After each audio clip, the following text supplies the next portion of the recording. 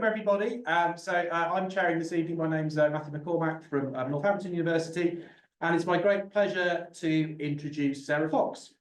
So Sarah Fox is a senior lecturer in history at Edgehill University.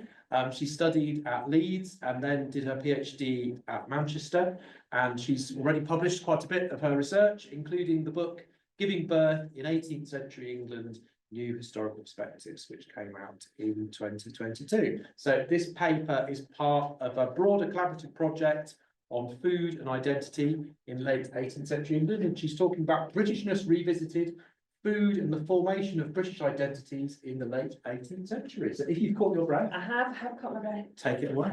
Thanks, Matthew. Thank you for coming, and thank you for waiting for me. So I attempted to get a train at 1:45. That would have got me here in time for coffee with Emily at 3. A nice leisurely afternoon, I thought. Anyway, I think in total I have sat on 6 trains. 1 train didn't go anywhere. So I don't know if you count that one.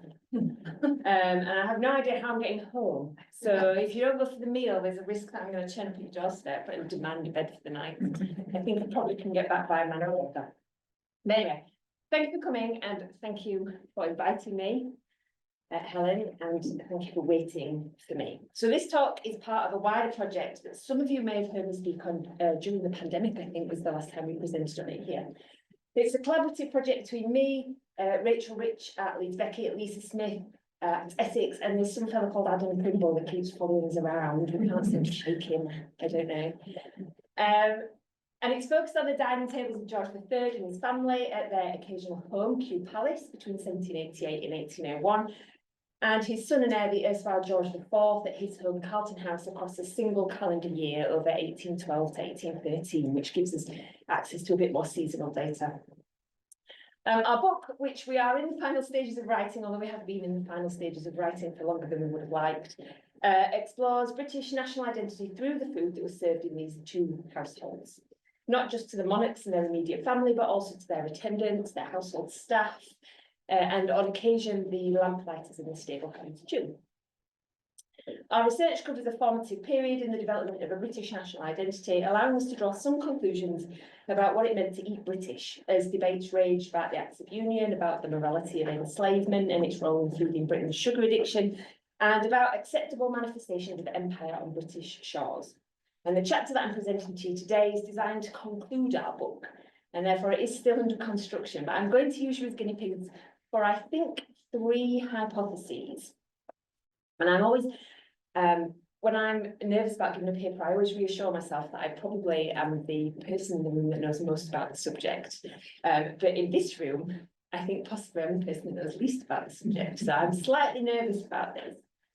So hypothesis 1, that food formed part of a conscious attempt to appeal to the increasingly influential middling sorts on the part of George III. So this adds to the scholarship of Charles Luddington, who's argued that port, and we're going to argue that food too, formed a route for the English elite to maintain power over an increasingly assertive middle rank of society by symbolically, or in George III's case, actually consuming like the middling ranks.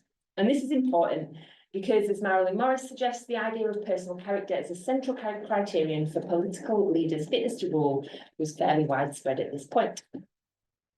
Morris suggests that whilst monarchs traditionally had a close affinity to the aristocracy, George's bourgeois values and tastes, as well as his tendency to follow agricultural pursuits, meant that he took on a malleable class identity that informed part of his increasingly positive image in the later stages of his reign. My second hypothesis is that there was no unified consensus as to what it meant to be British in this period. In the late 18th century, the British identity was fluid enough to incorporate new elements and influences, but fixed enough that many contemporaries were anxious about others returning home after a period of living elsewhere in the empire. Building and defining a single British identity required the obfuscation of divisions of race, class and gender. It required some mental gymnastics for those of Scottish heritage in the wake of the 1707 Act of Union, and for those of Irish descent following the 1800 Act. The building of a British identity rested to a large extent on ideas of domination, subjugation and separation. Those most likely to feel British were at the top of the social hierarchy, steeped in understandings of white Britishness as right to rule. Britain's engagement with the West Indies did little to challenge these ideas of Britishness as defined by a subjugated other. In this instance, the others of indigenous peoples and of enslaved peoples kidnapped from Africa to supplement the decimated native population. India and the East Indies more broadly significantly complicated this picture of Britishness as superiority. Attitudes towards the East Indies and its food in the 18th century encapsulated the complexity of this relationship between empire and home, a fear of the arrival of empire on British shores in a period when most British people had only an imagined idea of the nature of empire, when understandings of empire were being forged. And my third hypothesis is possibly the weaker of the three, that food allows us to see British identity building as it happened. Uncertainty around and fascination with curry, for example, which I'm going to talk about in a little bit, maps very neatly onto British attitudes to empire. And it also allows us to see a soft but very evident expression of growing power and influence in the ostentatious eating of French, German, and even Italian food, although we haven't written a chapter about Italy, have we yet, Adam? Might happen. Our sources are ledger books, and these were completed every day by the Board of Green Cloth, the body appointed to oversee the royal household spending. Every dish served to every member of the household was recorded in this ledger. They're pretty hefty books, and they show no sign of having food spillages or marks on them, suggesting that they were kept elsewhere, perhaps in one of the offices attached to the household. The handwriting is pretty consistent across the ledgers, again suggesting that they were completed maybe once a day by the same person. They don't appear to have been planning documents. There are no crossings out or evidence of drafting, suggesting that they were perhaps written at the end of the day after the food had been served. But of course, I'm being fairly speculative here. These ledgers are supported by mensal books. Similarly designed to make the royal household accountable for their spending, the mensal books record every single delivery made to the households down to the day, the volume, and the price paid. These hugely detailed and frankly quite addictive documents allow us to reconstruct the work of provisioning the royal households at a really very granular level. And the second chapter of our book sets out some of these provisioning networks in good detail. In order to make the ledgers manageable, searchable, and countable, we turn them into two Excel-based data sets. The data sets list each element of the menu, the date it was served, who it was served to, and we then break down the entries into categories such as species and cooking method. Across the two data sets, one for each ledger included in the study, we've counted 73 species of animal, that's 9 mammals, 29 birds, and 35 types of seafood. 25 types of vegetables and 22 different fruits served alongside a whole host of raw ingredients such as flour, oil, and spices. The cooks at Kew and Carlton House combined these ingredients into 3,350 different recipes, and these can be broken down by cooking techniques ranging from the most common, cooked flesh, prepared vegetables, pies and tarts, soups, baked items, puddings and stews, to less frequently appearing items, constructed meats, jellies, eggs, salads, cream, confections, cooked fruits, melted dishes, casseroles, pasta, sandwiches, and confectionery. Who you were had a significant impact on which of these kind of dishes you would have had access to. And we've published both data sets, if you're interested in working with them, alongside our article in Food and History, which also lists some general observations on the data and some suggestions for their use as teaching materials or as a basis for further research. The 18th century dinner table was a focal point for expressing the new values of moderation and bodily restraint. The middling layer of society had been growing throughout the 18th century, and by the time entries were being made into our ledger, the British middling sorts had embraced domesticity and respectability as being central to their identity and to their right to hold office. Linda Colley's written about the way that George III seemed to exemplify the unfashionable attributes of thrift, respectability, and homely hobbies, making him more appealing to the middling sorts because these attributes aroused aristocratic and intellectual disdain. Writers like clergyman and medic John Trussler contrasted the respectability of the country squire with the superficial polish of rich urban elites. He wrote, "For many years, a country squire has been an object of ridicule, but why? No other reason can be given but that want of polish that too often characterises the fop of the age."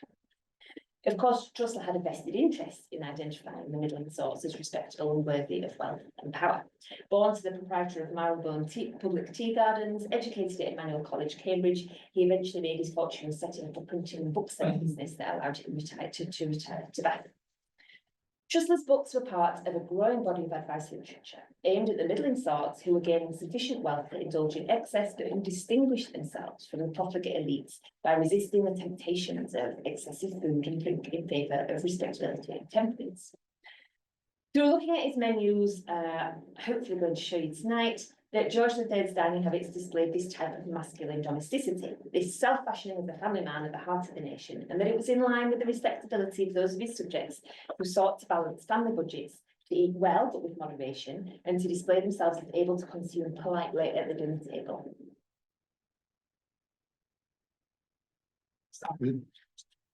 Since we your fashion. No. Try it now.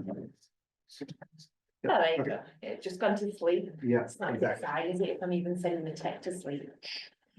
To illustrate my point, I'm going to use a cookbook called The Lady's Assistant for Regulating and Supplying the Table, being a complete system of cookery containing 150 select bills of fare properly disposed for family dinners with upwards of 50 bills of fare for suppers and several desserts. I love a snappy 18th century title. I used the edition from 1777 simply because it's easily available on the internet. The author of this collection, Mrs. Charlotte Mason, described herself as a professed housekeeper who has upwards of 30 years' experience in families of the first fashion. In the introduction to this edition, Mrs. Mason recognised the great number of publications concerning the art of cookery, but suggested that her tome plugged an important gap in the market. There are many books of receipts, she noted, yet I have never met with one that contained any instructions for regulating a table. The great inconvenience I experienced, she continues, has since prompted me to attempt a set of bills of fare, which I flatter myself will be of great use to ladies in general, but particularly to the younger part of my sex, who may not have the advantages which arise from instruction. Mrs. Mason goes on to say that her book can be adapted for a small and simple dinner, that every person of moderate taste will be able to follow her suggestions, and reassures her reader that her receipts are by no means expensive. This is very evidently not a text aimed at housekeepers in big houses. Yet when I put the bills of fare suggested by Charlotte Mason alongside the bills of fare presented to George III and his family, they are strikingly similar. So in this comparison, we see a meal of 15 dishes and one removed from Charlotte Mason. That's a smaller meal than would have been served at Kew. Next to a meal served to George and Charlotte on the 6th of December 1788. And there's no special reason I picked the 6th of December 1788. This is just the first meal recorded in this ledger. Now, obviously, there's a difference in the sheer volume of food and the dishes being served at the King's table. One of the blind spots in our material is that we can't really see how many people were eating the food that's listed in the ledgers. The food is listed as served to their majesties, but there is absolutely no way that they were eating all of this stuff. Some of it might have been given to staff as a perk, though this was starting to be phased out at this point over feelings that it was too expensive. There's a likelihood that there were guests at the table whose names were not recorded in the ledger, but I can say with confidence that this food was not served to the upper servants. That's the equerries, the pages, the grooms, Martha Goldsworthy, the suppleness, because their meals are all listed separately. So they are all given similar, but kind of rank appropriate meals. Anyway, I hope you can see some correlation in the type of food that's being served at George's table. Soup, boiled and roasted meats, pie and various vegetables. I mean, stewed celery always just sets my teeth on edge, as does stewed cucumber. That's reasonably popular. I mean, stewing any kind of vegetable doesn't really appeal. But anyway, so these kind of things make up the majority of the meal. In Charlotte Mason's bill of fare, you can see glimpses of Europe in the bologna sausage and in the regular veal. Now, about this time, we see bologna sausage being marketed by kind of oilery warehouses in newspapers as being great for families because it kept well and tasted good. So they were really recommended for families to buy for soldiers and sailors because they were easy to pack and easy to keep while on the road. And of course, the ragu, there's the famous quote from Pride and Prejudice now. I think Mr. Hurst is described as preferring a ragu to a piece of meat. Is that right? And we also have a little glimpse of empire or imagined empire in the mock turtle. So mock turtle was generally a kind of gelatinous gloop made by boiling up the head of a calf until it resembled the gelatinous glue that could be scraped from the shells of green turtle caught in the Caribbean and transported back to England in tanks on ships. All the descriptions I've read of it make it sound really gross. But it was a delicacy. In 1777, when Charlotte Mason's book was published, turtle was still an exotic dish. At Kew, mock turtle was served, never real turtle, but only to George's equerries and his pages. So George and Charlotte didn't get served mock turtle, which suggests that they didn't like it. I'm going to come back to the consumption of turtle and mock turtle in a little bit. While the respectable middling sort were coming to set the national tone when it came to eating, the food itself was increasingly a function of the enormous interest in agricultural science. Authors like Arthur Young made food production a topic of intellectual importance. And here too, George III could show himself to be a modern man concerned with the issues which mattered to his subjects. As the friendly farmer George, he had a persona which linked him to the British soil and to a traditional and even idyllic notion of farming. But his writings under the pseudonym in his writings under the pseudonym Ralph Wellington, he was concerned with modernisation, while in some of his letters we can find traces of his sense of the political importance of food sovereignty for modern rulers. At his table, then, he consumed a wide range of fruit and vegetables grown close to home, animals reared on British soil, and recipes that contemporaries would have recognised as typically British. As such, what was served at the king's table can be considered one of those areas traditionally placed in the private sphere, like family, friendship, formal and informal socialising, but that could become a hotbed of political consciousness and activity, as Elaine Challis has suggested of marriage and Marilyn Morris suggested about extramarital relations.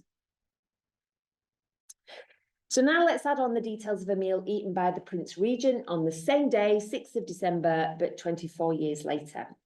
First of all, you'll notice that there's quite a huge amount of food. And again, we don't know who is eating this. In terms of quantity, the food served to George IV is significantly greater than that served to George and Charlotte. Differences are also very evident in the quantity and quality of food served to his household staff at Carlton House as well, actually. So the Prince Regent is much meaner than his parents when feeding his staff. Even the upper servants at Carlton House are fairly likely to be fed a meal of roast beef and bacon and rice and plum pudding, which is not really befitting their station. One of the first things that you might notice about the Carlton House meal, aside from the sheer volume of food, is that nationality is starting to appear. So George III's meal tended to assign food regional origins. I think we've got Richmond duck and Portland mutton. But George IV's meal has sauerkraut on the sideboard, and that's a very definitely German name for a dish that was firmly associated with Germany. And you'll notice that there is Scotch kale. In other meals, he eats German cake as well. So we're seeing a much stronger sense of the origin of some of the foods in this menu, but we can also see French being used to disguise or obscure the kind of essential Britishness of other dishes. The one that makes me smile is lamb cutlets au naturel. You've probably also noticed the amount of beef being served here. So in this one meal, the Prince Regent is served 22 pounds of roast beef on his sideboard, plus an unspecified amount of cold beef, plus an unspecified amount of hung beef. By contrast, no beef was served to George III on the 6th of December 1788. In fact, no beef was served at all at Kew Palace that day. The lower servants ate roasted pork instead. Now, the following day, the 7th of December 1788, was a Sunday, and beef was served at Kew. So I don't mean to suggest here that George III never ate beef. In fact, on the 7th of December 1788, George appears to have made a special request for roasted beef.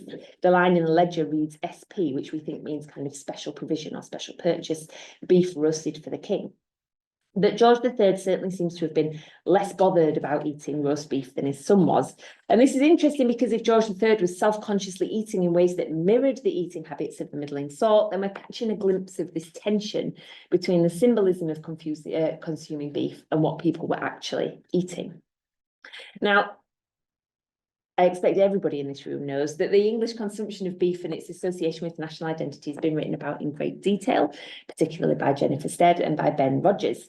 Rogers argues that the eating of meat more generally, and particularly beef and mutton, was a feature of what he calls the yeoman class, by which he means a sort of rural gentry that encompasses the professional classes and the wealthy middling sorts. Aristocratic tastes, suggests Rogers, centred on game meat, venison, for example, which was symbolic of land ownership. Now, George III was regularly served game, venison and pheasant, but the meat most often served to him over the course of our data set was mutton, which again situates him in terms of his taste with the middling sort. And this is important because, as Jennifer Stead argues, contemporaries believed that the plain roast beef of old England made plain stalwart Englishmen. John Bull, as this group definitely knows, eventually became a symbol of a politically assertive public and a method through which satirists could chastise the aristocracy for their lavish and essentially un-British lifestyles. I don't want to dwell on roast beef too much because there's lots of other British foods that I want to talk about instead, but I do just want to touch on the way that George IV engaged with the symbolism of beef and Britishness, because in some ways it's much more overt and deliberate, but it's also much more performative in a way that kind of acknowledges the symbolism, but divorces it slightly from his own tastes, as far as it's possible to know what his tastes were. So those of you that have read Rogers' book, Beef and Liberty, will know about the sublime society of the beefsteak. Despite sounding a bit like something from an episode of Blackadder, it continues to be a society today. Modern members must wear uniforms of blue tailcoats and buff waistcoats with brass buttons that bear the society's emblem of a gridiron on which beef was cooked and the motto Beef and Liberty. Membership is by invitation only. And as far as I could see when I disappeared down this particular rabbit hole last week, because I quite fancied becoming a member, it's entirely homosocial, so I cannot be a member. The society was formed in 1735 and it was an explicitly imagined antidote to fancy French food. Members ate beef steak, baked potatoes, Spanish onions, beets, toasted cheese, port wine, punch and whiskey toddy. Holger Hock described the club as being explicitly designed to perform a sort of cultural patriotism in the face of threats from Italian opera and French cuisine. Why am I telling you this, apart from the fact that I find it mildly amusing? Well, I'm telling you it because the Prince Regent was a long-standing member. Receipts for his membership payments go back to at least 1800. In March 1812, however, he had to relinquish his seat in the Sublime Society of the Beefsteak. As there could only be 24 members in this elite society, this was a significant event. Members passed a motion to ensure that although his seat became vacant, his name would continue to, quote, grace the records of the society of which His Royal Highness has been so many years a member. So what we have here then is a man that appears to enjoy French-style food, whose dishes are generally described using French, and who later employed, frankly, the Frenchiest of French chefs, Antonin Carême, in his kitchen, being a key member of a club that rejects the Frenchification of British cuisine by ostensibly eating beef. So I think, to a certain extent, this discussion of beef is reinforcing the excellent scholarship that's already been done in this area. We know the late 18th century emphasis on beef and Britishness is best understood for its symbolic function. Red meat was a masculine food. It was associated with the rise of the middle and respectable masculinity, with which we suggest George III was really keen to be associated. It was also associated with economic success, plain speaking, and fitness for power. As such, the consumption of roast beef was as much about the rejection of narratives of elite effeminacy and degeneracy, often used as a shorthand for Frenchness, and the promotion of emerging middling class ideas of national character and identity. But there are other places where we see similar eating patterns. And one of them, I think, is in pies. Not just pies, actually, all sorts of sweet and savoury baked goods. So pies and tarts were fairly standard fare at Kew. That they appeared so regularly in our ledgers suggests that they were a favourite of George because whilst George certainly wasn't doing his own meal planning, it's evident that the kitchens at Kew and at Carlton House catered to a monarch's taste. New dishes appear on the ledgers and then they either become fairly regular elements of the meal or they never appear again, which suggests that feedback was noted and responded to. The one that I particularly remember getting excited about was a tomato that appeared in the Carlton House ledgers. And had been, I realised when I saw it that it had been quite absent up to that point, but having appeared once, tomatoes didn't appear again. So presumably the Prince Regent wasn't a fan. Anyway, at the meal served at Kew on the 6th of December, the one where no beef was eaten, the king was served 3 trotter pies, and at supper there were apricot tartlets. The equerries that day had hot apple pie on their dinner table and a tart for supper, while the pages got marrow tarts as part of their dinner fare. The trotter pie reappeared on the king's table the next day, as well as a tart of, and I'm afraid it's another stewed vegetable, a tart of stewed broccoli. While another tart of unspecified flavour was served to the equerries in the pages at supper time. The prince, whose Carlton House kitchens were more French than his parents' kitchens at Kew, also ate baked goods, but these are not often described as pies. He had apricot cannelons, for example, or croque-bouche à la chantilly, more novel French versions of filled pastry.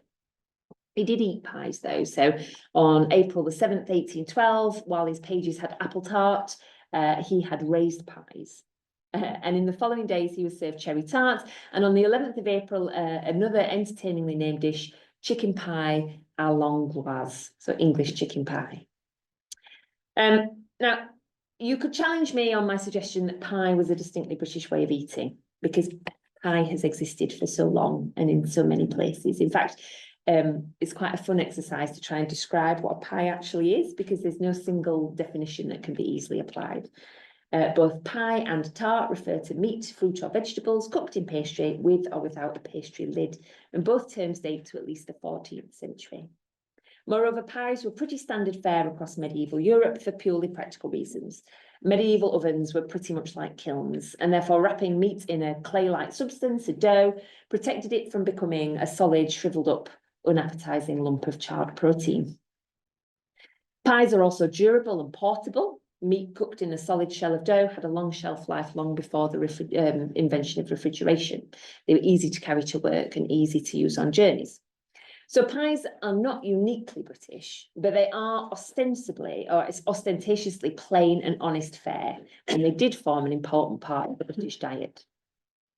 As such, my argument about their Britishness is not just about the nature of the food itself, it's about where it was served on the table of the monarch. The regular presence of pies and tarts on the king's table tells us a couple of things. Firstly, it tells us that George III liked a pie, and indeed he ate pie when he was home alone, so to speak. So, I feel fairly confident to say that he liked eating pie. But the presence of fairly simple pies on the king's table, pies like pigeon, trotter, apple, again points us in the direction of this consciously middling sort type of Britishness, fitness to rule that's been expressed using this food. And I suppose here I'm also presenting a slightly circular argument, because if George III deliberately adopted middling sort ways of eating and drinking to communicate that he was a sensible and suitable monarch, then the food that he ate must have become recognisably British or been recognisably British. And this suggests that by studying the food he ate, we can see what Ben Rogers calls culinary nationalism, even on this elite dining table. The study of George's food consumption tells us not just about aristocratic dining, it tells us about what was considered plain and honest fare, suitable for plain and honest men. And I do need to qualify this by pointing out that the plain and honest men whose eating habits were being simulated were wealthy industrialists. So they were still eating pretty well by the century's standards. Now, it's all well and good me telling you that beef and pies are self-consciously British, but I also suggested at the beginning of the talk that food helped us to see British struggles with a rapidly changing identity in these few decades at the end of the 18th century and the beginning of the 19th century. And I'm going to use two foods to do that, both foods of empire, yet each received quite differently at this particular moment in time as Britain's got to grips with ideas of empire and what it meant to Britishness to be an imperial nation. So these are pictures just for you to rest your eyes on, really. I'm not going to go into them in detail, although they are quite fascinating when you start to look at them. I mentioned mock turtle earlier in the paper. Turtle is a really interesting food item because it has this incredible trajectory from emergency shipboard cookery to interesting and exotic food stuff to a symbol of Britishness in about 50 years. Not long after that, it was possible to purchase canned turtle, making it essentially available to the masses. Hunted and corralled from the Caribbean Sea, turtles were widely consumed within Creole culture. Turtle soup first arrived in the British psyche as an aid to survival for seafarers who discovered the benefits of keeping live green turtles on board ships in small pools to be eaten when needed. The first widely known British recipes for turtles appear to have been those of an unnamed Barbadian woman published in Richard Bradley's 1732 book, The Country Housewife, in which she shared recipes for giblets of tortoise or sea turtle, how to roast a piece of turtle, and how to make a turtle or tortoise pie. Attempting to sell the flavour, Bradley described it as having flesh of veal and that of lobster. Now, although the recipes had a colonial connection, the majority of the ingredients and the method were recognisably European, in part because British immigrants in the West Indies often tried to eat food similar to their home country, and because British women in the colonies were held to quite high standards as the upholders of civilization. But also because, as Anil Paralka's incredible article on pickle argues, because foodstuffs of empire were often anglicised to make them both appealing to British taste buds, but also to kind of reassert British superiority. So according to Bradley's recipe, slices of turtle meat were seasoned with mace, pepper and sweet herbs before being baked in a pie with lemons, olive oil, butter and white wine. It sounds a lot nicer than the turtle soup descriptions I've read. The culinary rise of turtle in Britain came with the publication of First Admiral of the Fleet, George Anson's account of his voyage to the Caribbean in 1744. During the voyage, Anson and his crew had been forced to eat a variety of exotic animals in order to stay alive, including seal, seaweed, and 4 different types of sea turtle. And Anson later brought home 2 300-pound turtles, which he gifted to White Chocolate House, which is an exclusive London gambling club, and 1 to the Royal Society's dining club. And India Mandelkern has argued that by sharing in these meals, the aristocratic club members could taste, quote, the limitless possibilities offered by the expanding empire, whilst also vicariously experiencing Anson's overseas adventures, end quote. By 1816, famous French chef to the Prince Regent, Antonin Carême, saw turtle soup as a nation-defining food, putting it in tension or competition with roast beef. As Lizzie Collingham has written, turtle dinners became so popular with scientific gambling and male dining clubs that some feared the meat might displace roast beef as the symbol of wholehearted Englishness. Indeed, even the British middle classes start to acquire a taste for turtles. The turtle feast, with 6 pounds of live weight turtle allowed per diner, became closely associated with civic dinners attended by vestry members. And by the early 19th century, London turtle dealers were advertising their wares to the general public. And I've got some really great adverts taken from newspapers around this time that I was going to turn into a slide on my relaxing train journey down. Unfortunately, I didn't get to do that. Prior to the rise of turtle soup, game such as venison and grouse had been the dinner table symbol of wealth and power. The shift to turtles symbolised a broader structural shift through which new technologies were enabling a greater degree of British wealth to be derived from foreign trade than from ownership of land at home. Lizzie Collingham argued, venison celebrated the established order. Power and status was derived from land, which gave the aristocracy exclusive access to deer. She goes on to suggest that when, in the second half of the 18th century, power shifted away from land, commercial men began to celebrate their links to the world of trade with turtle dinners. And this perhaps offers an explanation why turtle never found its way onto the dining tables at Kew Palace, as large areas of land across Great Britain became concentrated in the possession of a few aristocratic families, including the royal family. While turtle was entirely absent from the kitchens at Kew, mock turtle soup, which was made from a calf's head, was served on 14 occasions between 1788 and 1801. As I mentioned before, most of those occasions it was served to the pages, perhaps reflecting social status and a taste for fashionable foods.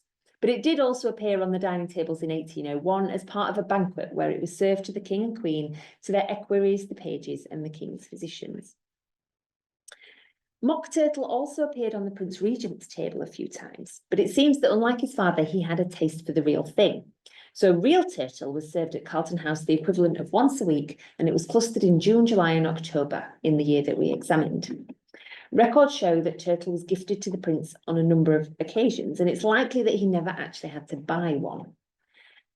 Gifts recorded in the early 1820s, when he became George IV, include a number of turtles, including one each gifted by the islands of Ascension and Barbados, and also one from the governor of Barbados a few years earlier. And this gifting of the Caribbean to the monarch by those with a vested interest in its continued success was quite a shrewd offering. As an item of high cultural value, it was reserved for the prince's own table, in all except 2 occasions when his chief equerry, Colonel Benjamin Bloomfield, also received a portion.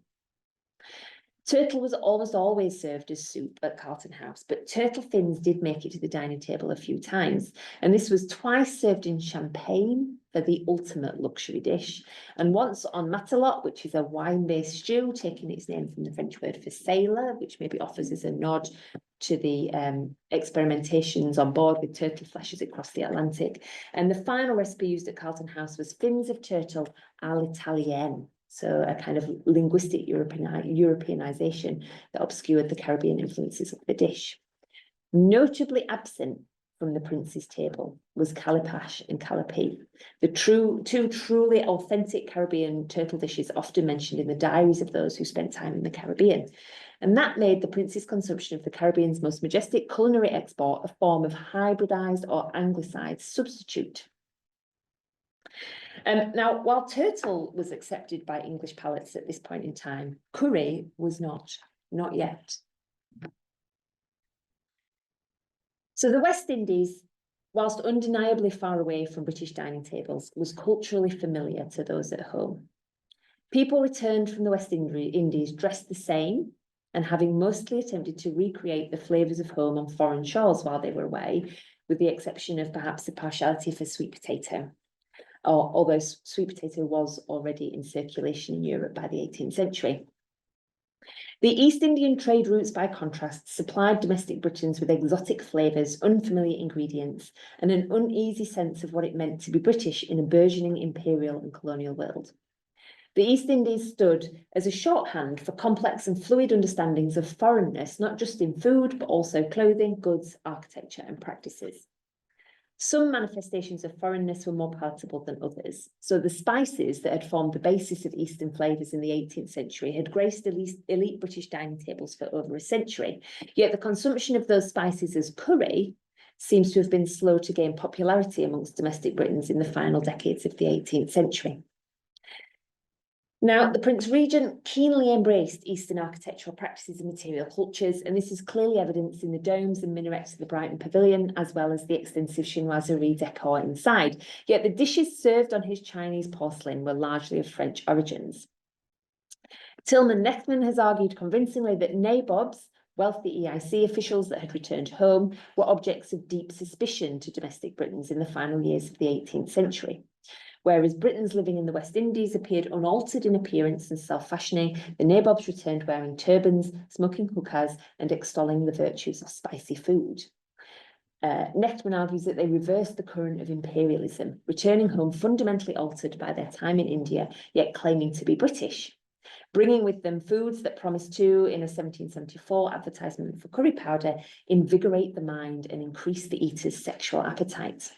So essentially, food from the East Indies claimed the potential to change the mind, body, and behaviour of those that ate it.